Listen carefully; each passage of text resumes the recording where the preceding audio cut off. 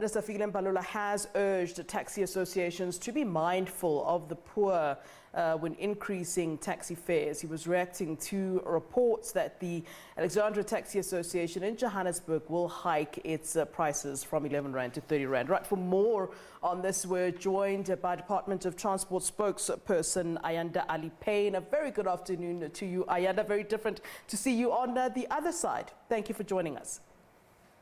It's still a little surreal for me as well, Flo. Very good afternoon to you. Thank you very much for having us. Well, I mean, we've been running the story here on SABC about the huge price hike of taxi fares. We've heard the concerns of commuters that are affected, taxi associations saying, well, we have no choice. We can't operate without enough money. I know Minister of Transport released a statement yesterday. Please take us through it and what the plan there is to address this serious situation. I think first and foremost, Flo, it's very important that we should state that Minister Mbalula empathizes and he indeed sympathizes with the plight of taxi operators and drivers. He is well aware that they are facing quite a difficult challenge.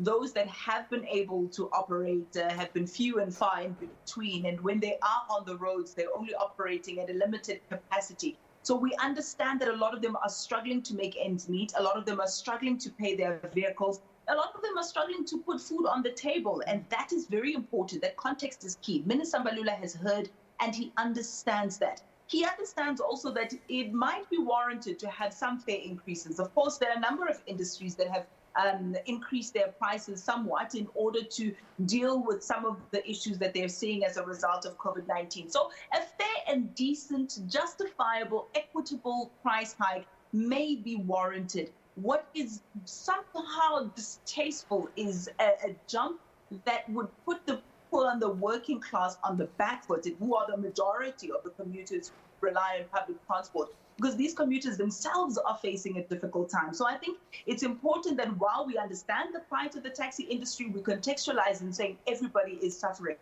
You mentioned in your intro, if I may quickly just hop in there, that there's a subsidy, a relief or assistance, as it were. This is the reason why Minister Mbalula spearheaded that and said we must make sure that the taxi industry is assisted. This is happening in collaboration with the Department of Trade, Industry and Competition, with Treasury, with Small Business and Department of Transport, because we are well aware of the situation on the ground. We're just appealing for patience so that we can put the model together and put this a relief or assistance in place and assist where we can. Where are we right now with that, Ayanda? Because we just spoke to Santako just before we spoke to you, and they were really, complaining about this issue of the relief funds, and they were saying that there are these processes, and of course we know generally there are these processes when it comes to government. Treasury needs to get involved and so forth. Santako saying that they've not received anything, and at this time there's nothing that they can do. Their cars will be repossessed and so forth. So I'd just like to get clarity as to,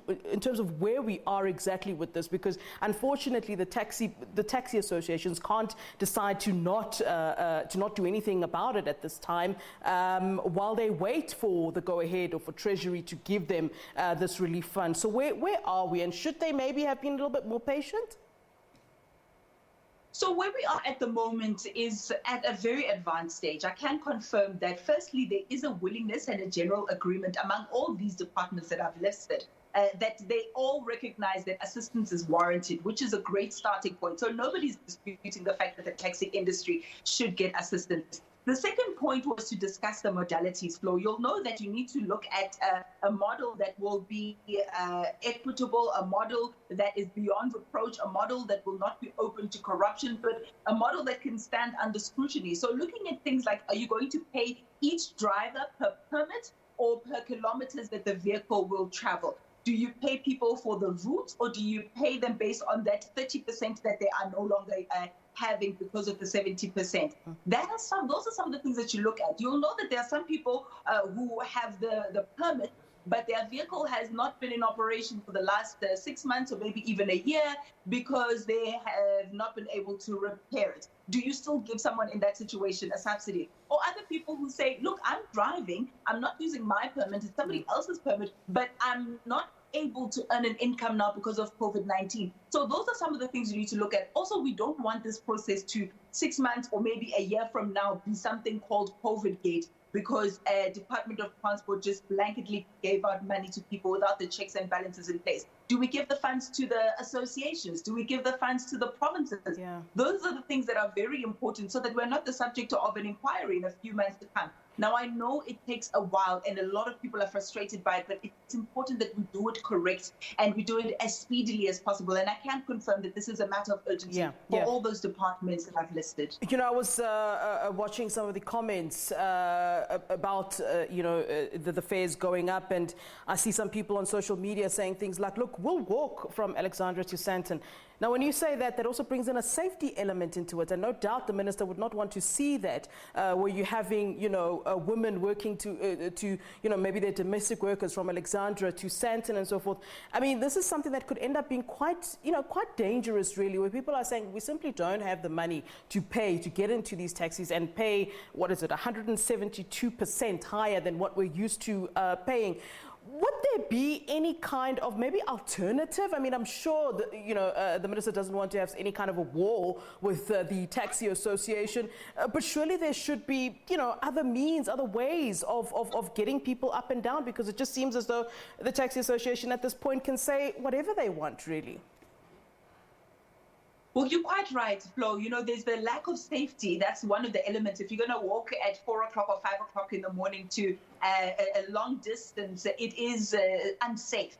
But also, it will destabilize the market. You can just imagine we're already dealing at 50% capacity of the buses. So you can't say to these people, go to the buses and forgo the taxis. We know also that our trains are still being stress tested to see whether or not they'll be able to function. They're scheduled to open on the 1st of July. So we can't really say to people, oh no, go and find other modes of transport. It will cause quite a lot of imbalance and instability in the transport sector. So we do need the taxis. And I think we have a good relationship with the mother bodies, NTA and Santaco. Minister Mbalula will be meeting with them as well to try and find an amicable solution to this. But if push comes to shove, Flo, because the regulations at the moment stipulate that there can be no illegal profiteering, and they in fact compel the minister that if he suspects or if he is aware of any illegal profiteering, that he must forward that information to the Competition Commission. So if we're not able to find each other as the ministry as well as the transport sector, Minister Mbalula will be left with no choice but to forward this to the Competition Commission and let them decide whether or not a jump from 11 Rand to 30 Rand is justifiable, is equitable, is fair. Okay, and just in closing, Ayanda, and I know this then involves not just your department, but of course the Department of Education, and I think both of you are really under pressure at this time. There is an issue of scholar transport. In fact, let's just run a clip and then we'll continue and just round up our conversation after this particular clip, if you can just sort of listen in on it. The departments are just acknowledging taxi industries only and not us. We have been in this industry for multiple years. We have been regulating this industry with a fine-tooth comb in regards to safety and working with schools in the Gauteng province, right? But right now, we have attempted various communication methods to the MEC and also to Fikile Mbalula, and nobody has come back to us. All right, and someone's saying there that, in terms of scholar transport, the issue there being that they're saying that they're failing to get any sort of communication from the Department of Transport. Could you please respond to that? What's important to note, Flo, is that the Department of Transport is a concurrent function. So what that means is that there are some responsibilities that lay squarely on the National Department of Transport, but others that trickle down to provincial level. When we look at scholar transportation, in 7 of the 9 provinces, it falls under the Department of Education and not under the Department of Transport. And in the remaining provinces, it then falls under the Provincial Department of Transport. So we can't, though, as National Department of Transport, then, wash our hands of it and abdicate our responsibility and say, oh, we're going to leave it to province. We have said, let us all work together, provincial government, local government, as well as national government, not only transport, but also education. So we can confirm that these are the things that we're looking into. I must be honest, at the moment, the gentleman spoke about his letters that he has sent to the Ministry of Transport. I've not been privy to those letters, but I'm happy to follow up and see what we can do. I also know that the buses are also saying we're in trouble as well. We need some sort of relief. We've heard a number of people. Remember, transport is not just roads. We have aviation, we have maritime, we have rail, and there's trouble all around because of these regulations, understandably so. So I do believe that the Office of the Minister will take a look at that and will get back to the gentleman as a matter of urgency. All right, we really would appreciate that. Thank you so very much for this conversation. That's Ayanda Allie-Payne, spokesperson for the Department of Transport. Many thanks for your time.